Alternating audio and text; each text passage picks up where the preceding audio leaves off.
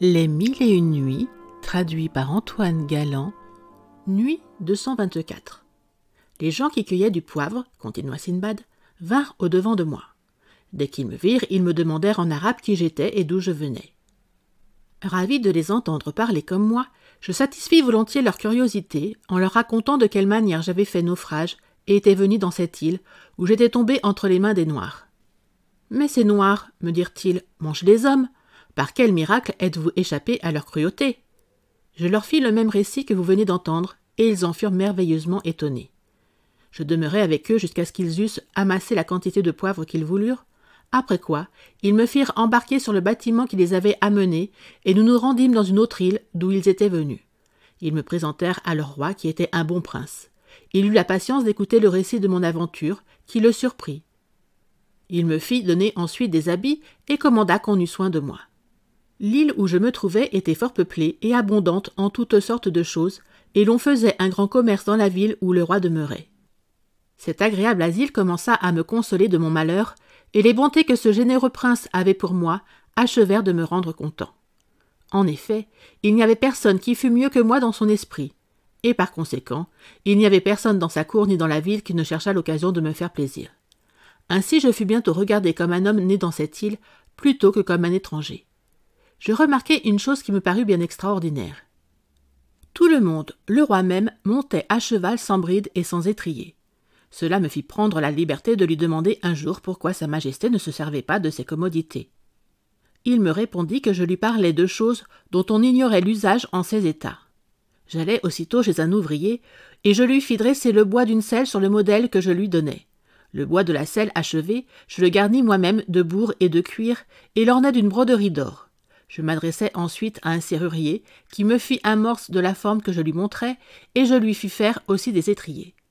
Quand ces choses furent dans un état parfait, j'allai les présenter au roi et les essayai sur un de ses chevaux. Ce prince monta dessus et fut si satisfait de cette invention qu'il m'en témoigna sa joie par de grandes largesses. Je ne pus me défendre de faire plusieurs selles pour ses ministres et pour les principaux officiers de sa maison, qui me firent tous des présents qui m'enrichirent en peu de temps. J'en fis aussi pour les personnes les plus qualifiées de la ville, ce qui me mit dans une grande réputation et me fit considérer de tout le monde.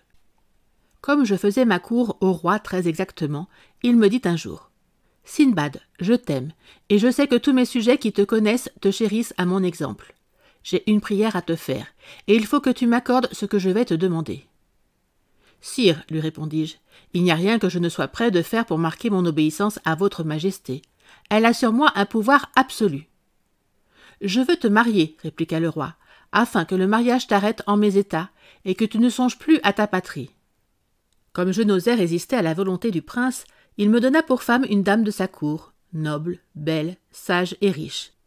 Après les cérémonies des noces, je m'établis chez la dame, avec laquelle je vécus quelque temps dans une union parfaite. Néanmoins, je n'étais pas trop content de mon état. Mon dessein était de m'échapper à la première occasion et de retourner à Bagdad, dont mon établissement, tout avantageux qu'il était, ne pouvait me faire perdre le souvenir. J'étais dans ces sentiments lorsque la femme d'un de mes voisins, avec lequel j'avais contracté une amitié fort étroite, tomba malade et mourut. J'allai chez lui pour le consoler, et le trouvant plongé dans la plus vive affliction. « Dieu vous conserve, lui dis-je en l'abordant, et vous donne une longue vie. »« Hélas, me répondit-il, comment voulez-vous que j'obtienne la grâce que vous me souhaitez? Je n'ai plus qu'une heure à vivre. »« Oh, repris-je, ne vous mettez pas dans l'esprit une pensée si funeste. J'espère que cela n'arrivera pas et que j'aurai le plaisir de vous posséder encore longtemps. »« Je souhaite, répliqua-t-il, que votre vie soit de longue durée. Pour ce qui est de moi, mes affaires sont faites, et je vous apprends que l'on m'enterre aujourd'hui avec ma femme. Telle est la coutume que nos ancêtres ont établie dans cette île et qu'ils ont inviolablement gardée.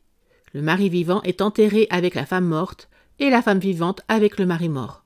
Rien ne peut me sauver, tout le monde subit cette loi. » Dans le temps qu'il m'entretenait de cette étrange barbarie, dont la nouvelle m'effraya cruellement, les parents, les amis et les voisins arrivèrent encore pour assister aux funérailles. On revêtit le cadavre de la femme de ses habits les plus riches, comme au jour de ses noces, et on la para de tous ses joyaux. On l'enleva ensuite dans une bière découverte, et le convoi se mit en marche. Le mari était à la tête du deuil et suivait le corps de sa femme. On prit le chemin d'une haute montagne, et lorsqu'on y fut arrivé, on leva une grosse pierre qui couvrait l'ouverture d'un puits profond, et l'on y descendit le cadavre, sans lui rien ôter de ses habillements et de ses joyaux. Après cela, le mari embrassa ses parents et ses amis et se laissa mettre dans une bière sans résistance, avec un pot d'eau et 7 petits pains auprès de lui. Puis on les descendit de la même manière qu'on avait descendu sa femme. La montagne s'étendait en longueur et servait de borne à la mer, et le puits était très profond. La cérémonie achevée, on remit la pierre sur l'ouverture. Il n'est pas besoin, mes seigneurs, de vous dire que je fus un fort triste témoin de ces funérailles.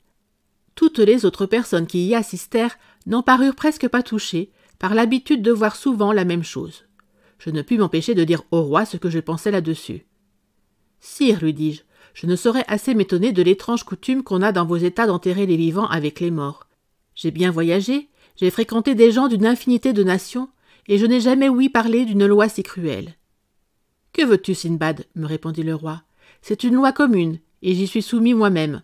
Je serai enterré vivant avec la reine mon épouse, si elle meurt la première. »« Mais, sire, lui dis-je, oserais-je demander à votre majesté si les étrangers sont obligés d'observer cette coutume ?»« Sans doute, repartit le roi en souriant du motif de ma question.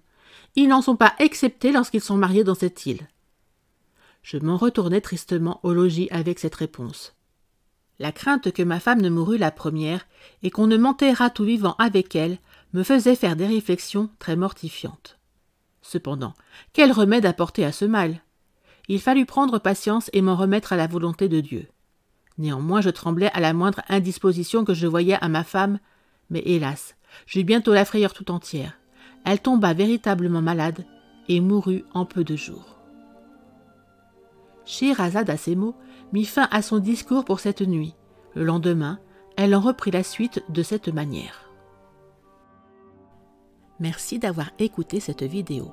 Si cette vidéo vous a plu, vous pouvez vous abonner gratuitement à la chaîne Coin Livre Audio. N'oubliez pas de liker avec le pouce vers le haut. Vous pouvez aussi me laisser un commentaire. À bientôt.